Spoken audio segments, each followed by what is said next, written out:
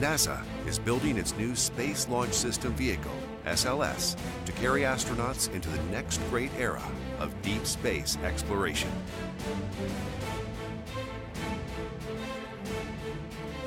Before SLS launches, however, it has to be tested.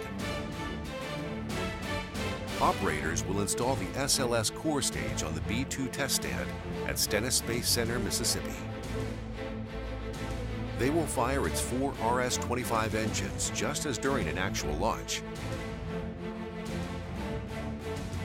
generating 2 million pounds of combined thrust. Preparing the B-2 stand for the test has been a daunting challenge.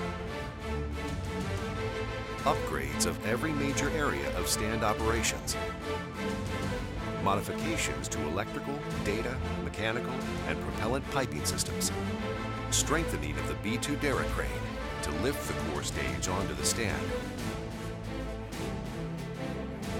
repositioning of a 1.2 million pound structural framework that will house the stage,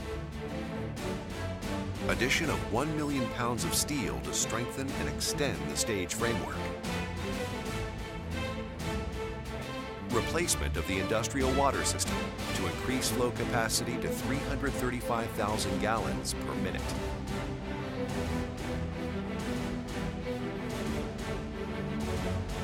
Delivery and installation of special test equipment.